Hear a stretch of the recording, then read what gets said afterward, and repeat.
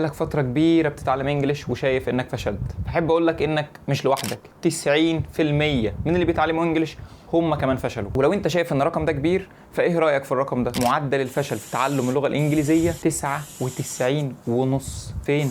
في امريكا. والاحصائيه دي معموله على التعليم الاكاديمي، يعني المدارس، الجامعات، المعاهد وهكذا. ولو عملت الاحصائيه دي في مصر او في اي دوله عربيه، ممكن تلاقي نسبه الفشل 100% ان ما كانتش 101% بالمدرس اللي بيشرح. وده والله مش هزار، لان اللي هم يقصدوه بالفشل او اللي احنا نقصده بالفشل انك مش عارف تتكلم، مش عارف تعبر عن نفسك، عن ارائك، عن افكارك، حتى لو بجمل بسيطه كده انت فشلت. لان اللغه مش مجرد امتحان، اللغه اداه او طريقه للتواصل. لو مش عارف تتواصل يبقى انت كده مش عارف لغه. فانا جاي النهارده عشان اطمنك واقول لك ان احنا كتير، ده يعني من كل 100 اتعلم نص، فاطمن يعني. طب انا مين وبعمل ايه؟ انا محمد علاء، بقدم في القناه دي الطرق والادوات والافكار اللي ساعدتني ان انا اتعلم انجليش. لان انا شايف ان احنا مشكلتنا من تجربه كبيره في المذاكره او من تجربه كبيره مع اللغه، ان احنا مشكلتنا ان احنا بنذاكر غلط. احنا بنذاكر اللغه واللغه مش بتتذاكر، اللغه حاجه بتتمارس. فلو عرفت ازاي تذاكر اللغه عن طريق الممارسه، هتتعلم لغه في 5 أو 6 شهور بالكتير، وهتوفر على نفسك وقت ومجهود وفلوس كتير. وده عن تجربه، والله عن تجربه عن تجربه عن تجربه. انا دايما بدي المثال ده لاي حد بدرس له، بقول له مستحيل تتعلم سباحه وانت لابس بدله، حتى لو جنبك اشهر سباح في الدنيا وقاعد بيعلمك السباحه نظري. لازم هتلبس مايو وتنزل الميه وبعد كده تتعلم. مش هتنفع تتعلم عن طريق المذاكره، اللغه مش هتتعلمها عن طريق المذاكره. المهم ثبت الجمله دي في دماغك، اللغه مش بتتذاكر، اللغه بتتمارس. انا عارف ان الكل دلوقتي ما بقاش عنده رفاهيه الوقت ان هو يقعد مثلا سنه او سنتين او حتى شهر ان هو يقعد يجرب مثلا ان هو يقعد يذاكر لغه وبعد كده يكتشف ان هو فشل او يكتشف ان هو ما وصلش للنتيجه اللي هو عايزها فيغير طريقته في المذاكره. الكل عايز ينجز، ما فيش حد فاضي ان هو يقعد يجرب ويفشل ويجرب ويفشل. فانا الفيديو ده هقول لك السبب، اللي هو انت لو فهمت السبب ده كويس هيفرق معاك كتير في مذاكرتك وهيفرق في نظرتك للغه.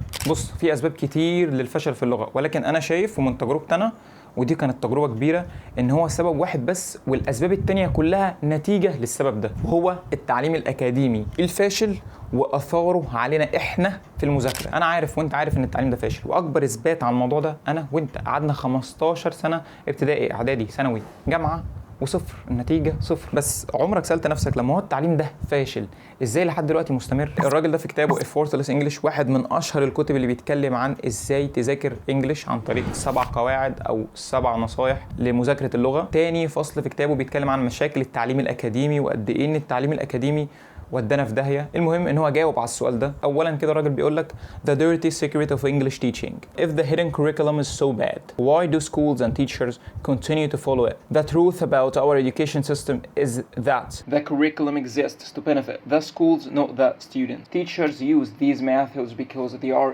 easier for the teacher, not because they are good for the student. Textbooks, for example, make the teacher's job much easier.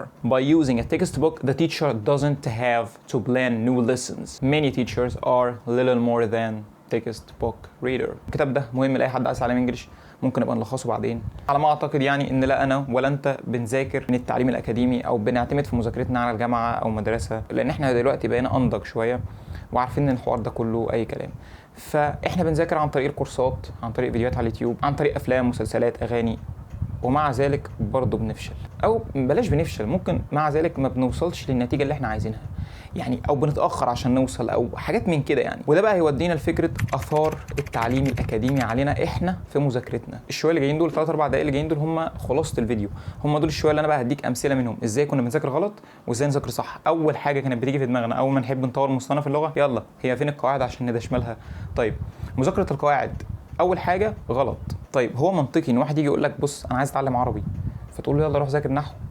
لا طبعا. ومن اكتر اسباب ان الناس بتفشل انها تتعلم لغه، ومن اكتر اسباب ان الناس بتحبط انها تتعلم لغه، هي انها بتبدا بالقواعد وبتحط كل تركيزها في القواعد. القواعد مهمه، القواعد اساس اللغه، ولكن ما حدش بيبدا يذاكر اللغه بالقواعد. لان انت عادي جدا ممكن تتكلم وممكن تكتب وممكن تقرا وممكن تسمع انجليش من غير ما تذاكر قواعد، واحنا بنعمل كده في لغتنا. سيبك بقى من ان احنا اصلا بنبدا بالحاجه الغلط، احنا كمان بنذاكرها غلط. ازاي بقى؟ لو احنا هنا بنتكلم عن قاعده الماضي البسيط، ازاي نذاكر قاعده الماضي البسيط بالطريقه الغلط، وازاي قاعده الماضي البسيط دي تتذاكر لو احنا عايزين نستخدمها او نتكلم بيها الطريقه الصح بقى. الطريقه الغلط ان انت القاعده عباره عن السبجكت زائد الفعل اللي هو الفيرب بلس ed. تمام؟ يعني مثلا yesterday I played football with my friends. last week I visited my grandmother. ده المثال كده. احنا ذاكرنا القواعد. ولو لقيت اي كلمات بتعبر عن الماضي زي last week, last month, yesterday، كلام من كده، يبقى ده ماضي بسيط. صح؟ الكلام ده صح في حاله ان انت بتذاكر القاعده دي علشان تمتحنها. ليه؟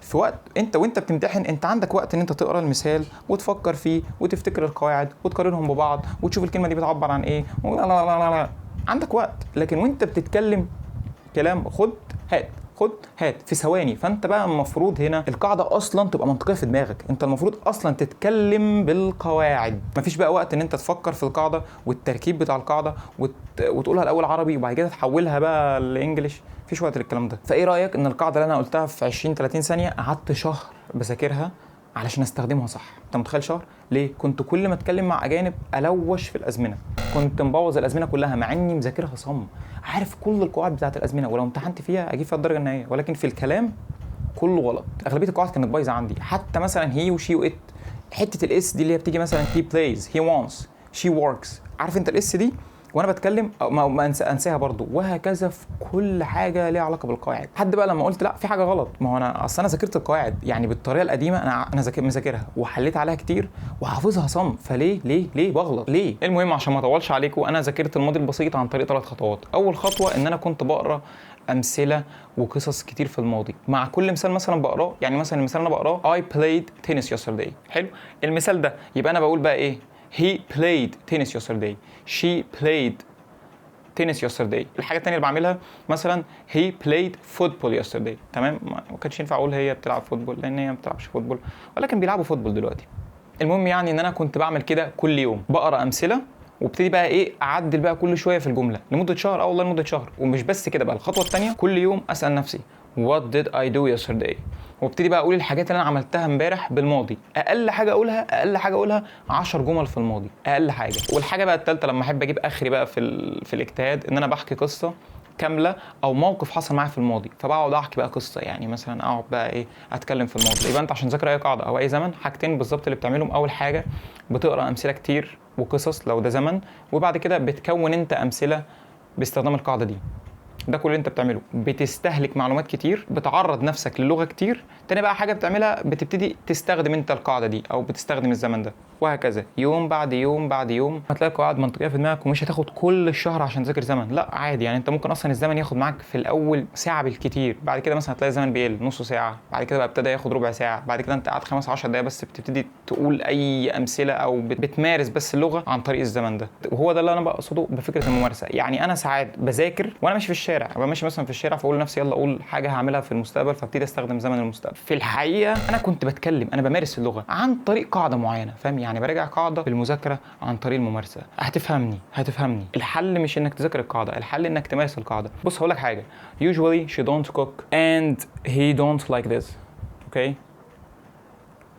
لاحظت اي حاجه؟ usually she doesn't cook and he doesn't like this. ممكن تكون لاحظت وممكن تكون ما لاحظتش، بس مع الممارسه لما تحط الموضوع ده في دماغك هتلاقي نفسك ابتديت تلاحظ الحاجات دي. هتلاقي نفسك الاول ابتديت تلاحظها، بعدين ابتديت انت تستخدمها. طبعا الموضوع ده مش بينطبق بس على الجرامر، الموضوع ده بينطبق على كل حاجه في اللغه، كل حاجه في اللغه. انا هديك مثال تاني وهو مثال مشهور. فكره ان احنا لما بنيجي نحفظ كلمات، الاغلبيه مننا بيروح يعمل ايه؟ بيروح يحفظ كلمات كتير. الصح انك تحفظ كلمه كلمتين وتركز معاهم لحد لما تهضم معنى الكلمات دي عشان تعرف تستخدمها. ليه؟ انت لو عارف معنى الكلمه، يعني انت مثلا عارف ان برانش يعني فرع شجره، او برانش يعني مثلا فرع الشركه، لو ما قريتش امثله كتير عن الموضوع ده وابتديت تحطها انت كمان في امثله من عندك، انت عارف الكلمه بس مستحيل تستخدمها. مش هتلاقي لسانك بينطقها، هتخاف، هتحس كده من جواك ان انت مش متاكد، مش مطمن. فالحل نفس الكلام برضو، انك تروح تشوف مثلا الكلمات اللي انت عايز تحفظها. اول حاجه ما تحفظش كلمات، احفظ جمل، دي اول حاجه خالص. ايا كان بقى الكلمه اللي انت عايز تحفظها، اقرا امثله ليها كتير وتيجي تحط انت بقى امثله وكون انت امثله.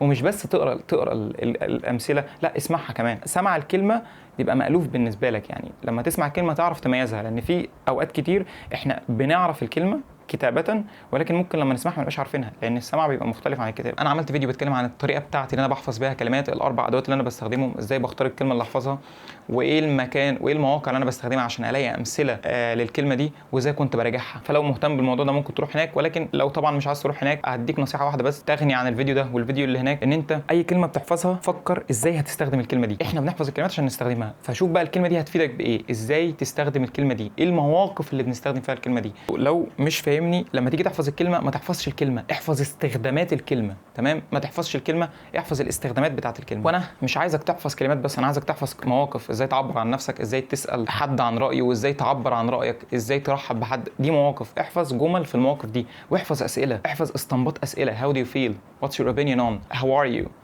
الكلام ده اسئله، استنباط اسئله، احفظها. هتقولي ما فهمش يا عم، احفظ الحاجات دي، اصلا بتتكرر كتير. انت يعني هم ممكن 30 40 سؤال اللي هتقعد تستخدمهم حياتك كلها، فاحفظهم علشان العبء اللي على دماغك او الحاجه اللي تفكر فيها يبقى بعد السؤال خلاص بقى منطقي في دماغك. انت مش هتقعد بقى تفكر هل تركيب السؤال ده صح جراماتيكلي او في القواعد، او هل الكلمات دي اصلا صح. انت مش هتبقى محتاج كده، انت حافظ السؤال زي ما هو، فهتفكر في اللي بعد السؤال. يعني مثلا how do you feel about this video, is it helpful for you. ده سؤال how do you feel، رايك، فاهم؟ انا خلاص how do you feel about this عارفها، فخلاص how do you feel about this video, how do you feel about the economic situation, how do you feel about اي حاجه، فاهم؟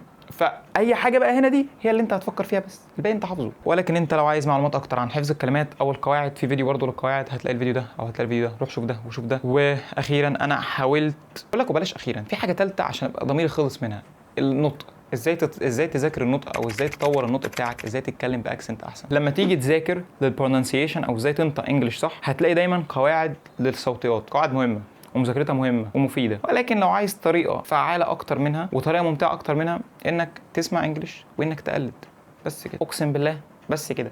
نفس فكره طريقتنا في حفظ القرآن، او هو نفس المثال لحفظ القرآن. احنا لما بنيجي نحفظ قرآن بنحفظ، فاهم؟ بنقرأ على شيخ والشيخ يعدل علينا، وبندرس بجانب الكلام ده كله بقى علم التجويد. وساعات لما بنبدا تقعد تدرس في علم التجويد تلاقي نفسك ضايع، مش مجمع كتير، فيقول لك بص، فالشيخ يقعد يقول لك ايه، اسمع كتير وتقعد تقرا عليه وتسمع عليه، وبعد مثلا شهرين 3 شهور يروح يبتدي يدرس لك علم التجويد. نفس الفكره، اسمع كتير وابتدي قلد. بعد كده الخطوه اللي بعد كده بقى ابتدي ذاكر صوتيات او ادرس العلوم بتاعه الفوناتكس. وعلى فكره الطريقه اللي انا بستخدمها دلوقتي عشان اطور النطق بتاعي او احسنه يعني، او علشان اظبط الاكسنت بتاعتي، الاكسنت دي حاجه زي الزفت وصعب ان هي تتظبط، ولكن يعني دينا بنحاول، ان انا بجيب قطعه والمدرس مثلا اقولها، والمدرس يبتدي يقول لي لا والله انت هنا عملت حاجه غلط، انت هنا عملت حاجه غلط، انت دي كده، وهكذا. فاهم اللي انا عايز اقوله لك؟ انا مش بقول لك ان الحاجات دي كلها غلط او ان الطرق دي كلها غلط. اللي انا عايز اقوله لك ان انت في حاجات اهم.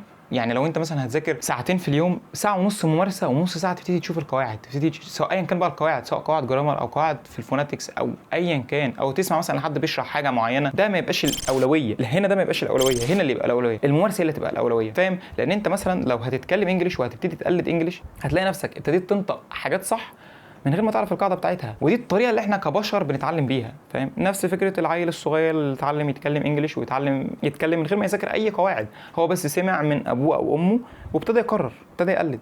بس اللي انا عايز اقوله ان احنا ادينا للقواعد، مش قواعد جرامر، القواعد عموما اكبر من حجمها. احنا علشان نسهل على نفسنا علم معين قعدنا نخترع له قواعد كتير، لحد لما القواعد يعني بقت اكبر من العلم نفسه، القواعد بقت اصعب من العلم نفسه. 30 مليون كورس جرامر، 30 مليون كورس فوناتكس، 30 مليون كورس اهم 1000 كلمه. يا عمي مارسوا يا جدعان، اتكلموا، اسمعوا انجلش بس، والله العظيم ده بس اللي احنا محتاجينه. تقول لي اتكلم ازاي يا عم باشا؟ اتكلم مع نفسك في اي حاجه، كون اي جمله، قول اي حاجه، اقرا اي صفحه ورددها، اسمع اي حد وردد كلامه، قول ابتدي اتكلم وذاكر. يعني فاهم؟ انا مش ما بقولكش ما تذاكرش، انت شكلك كده بتتكلم من واسع. يا عم اضعف الايمان، افتح الكمبيوتر بتاعك او افتح اللاب او افتح الموبايل بتاعك وابتدي مثلا قول My name is محمد علاء. I am 23 years old. I am studying chemical engineering. I'm working as an English teacher. I'm working as an editor. ايه اللي انا عملته ده؟ انا بعرف نفسي. تقول لي ما انا مش عارف اعرف نفسي، انا ما بعرفش اتكلم لغه. ما انا عارف. شوف الناس بتعرف نفسها ازاي وابتدي قلدهم، قلد ال3 جمل اللي انا لسه قايلهم دلوقتي، وهكذا. والله 4 5 شهور 6 شهور وهتلاقي اللغه عندك اتطورت. غير كده احنا بنلف حوالين لوب ما بتخلصش. انا قعدت 2 سنين بلف فيها. في اخر الفيديو انا مش جاي اهدلك كل الاساسيات اللي عندك او كل القواعد اللي عندك، انا جاي اقول لك بس اي حاجه تساعدك انك تمارس اللغه، اي حاجه تساعدك انك تكسر الحواجز بينك وبين اللغه، ذاكرها واستخدمها. اي حاجه تحس انها بتصعب عليك اللغه اكتر ما ذاكرهاش. بس اللغه مش حاجه بتتذاكر، اللغه حاجه بتتمارس. مش هتتعلم سباحه وانت لابس بدله مش هتعرفي تطبخي طول ما انت قاعده تشوفي الشيف بيطبخ قدامك. حتى لو معاك الوصفه لازم تدخلي بنفسك ولازم تجربي بنفسك. هي دي الطريقه الوحيده اللي هتعلم بيها لغه. اشوفك في الفيديو الجاي. سلام.